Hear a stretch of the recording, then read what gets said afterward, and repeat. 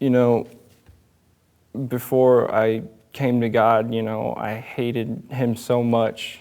I mean, I just didn't want anything to do with him, to the point where I would curse him every time someone prayed.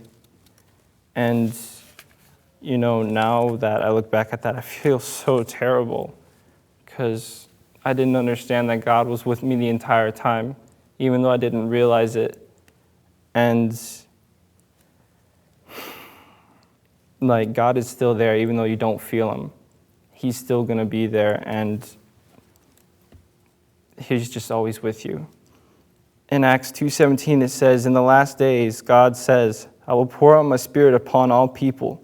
Your sons and daughters will prophesy. Your young men will see visions, and your old men will dream dreams." Whether you're with God right now or not, whether you're in rebellion to him or you're embracing him, all of this applies to you. I mean, like I said before I converted, I hated God so much. But, it took time. Eventually, I came to him. One night, I was talking with my mother, and, we were talking, and I finally just said, "You know what? God, you got me. I mean, I'm going to give you this chance." I said, "Just fill my heart, mind, and soul, Lord. If you're there, show me. I need to know that you're there." And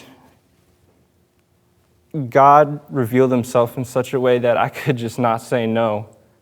I couldn't say that he didn't exist anymore. I couldn't say that he wasn't there that whole time, because he showed me that he was there and that he was fighting for me and that he was always by my side.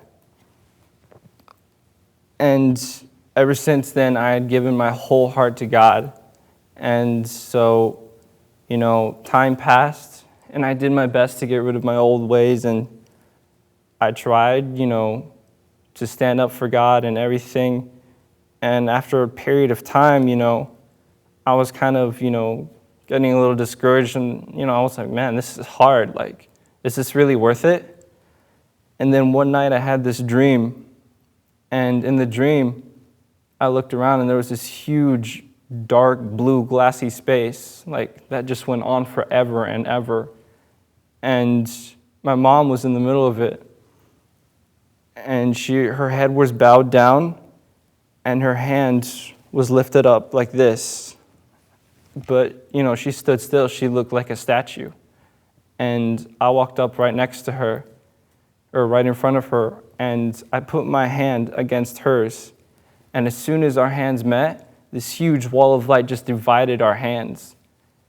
And as soon as that happened, this other hand, a third hand, came out from this wall of light, and it grabbed my arm and pulled me in. And next thing I knew, I was in the middle of the air. I was just really, really high up. And, it was so high up, I couldn't see the ground. And I looked up, and there was this angel. He was holding me, and, he was just holding me in midair. And I was like, whoa. And he let go of me, and then I started to freak out. I was like, oh my goodness, I'm falling. But then I noticed that I wasn't falling at all, that I had wings too. And, I looked back up at the angel, and he started to fly away, and I said, wait, where are you going? Why are you leaving? And he said, you don't need me anymore. You're a warrior. God's given you this gift. Go use it for him. Go fight for him. You don't need us anymore. And then I looked down, and there was this huge, huge city. And, I looked back up, and the angel was gone. And so I looked down, and I said, okay, well, here goes. And then I just started to fly down towards the city. And, I started going faster and faster and faster and faster and faster. I started, swooping down extremely fast towards the city. And as I was flying down, all of a sudden my body transformed into this lion. And then it was this huge lion with, bear paws and, this ginormous jaws, that could, it looked like it would crush anything. And, this lion was huge. And, the wings that were on my back also grew like this huge, ginormous wings of an eagle. And I started flying down. And as I got closer to the city, me as the lion, I let out this huge roar. And it shook the air that I was flying in. And that's when I woke up. And I said, whoa, is that like a normal dream? And then I went to my mom and I talked to her about it. And she said, no, that's not a normal dream. She's saying, God has given you a gift. And, God is there. He's telling you that it's your time to fight for him now. It's your time to go out and talk about him. It's your time to preach about him. And ever since then, I've been trying to, do things for God here and there, and God's just led me, just open doors and opportunities for me to, preach about him and talk about him, and I've taken them. That's what I've been doing. I've been fighting for God ever since. And one day, I was in a church, and I was sitting down, I was listening to the preacher, and then all of a sudden, I kind of felt like this inspiration inside of me. And next thing I knew, I had this pencil, and I started tearing open the envelope to put your tithe in, and I started writing. I started writing and writing and writing, and I couldn't stop. I just, every loose paper that I could get, I just started writing nonstop.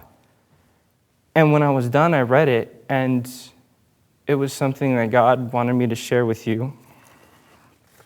And God said, "The seventh day shall be a day of rest no more. It is a day of worship. Either come to church to be with me or go out and speak of me. I will excuse your resting no more. I am coming soon, and while you are sleeping in bed, others are dying for me."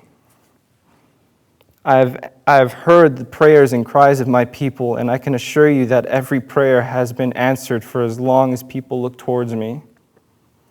I love all of you, and each day I mourn for those who choose the world over me. I weep with those who weep, and I laugh with all of those who laugh. Why have you fallen away from me? What is it that Satan has done for you that you go to him in place of me?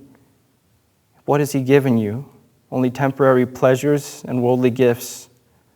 I died for each and every one of you. I have prepared a place for you myself, and the place that I have for you has much greater things and is filled with much more riches.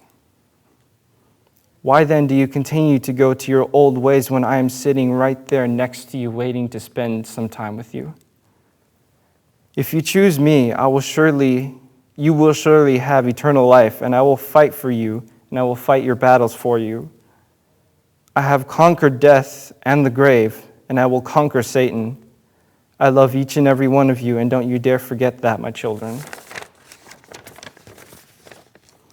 But if you do not want me and you do not choose me, I will leave you, and I will leave your soul to the demons.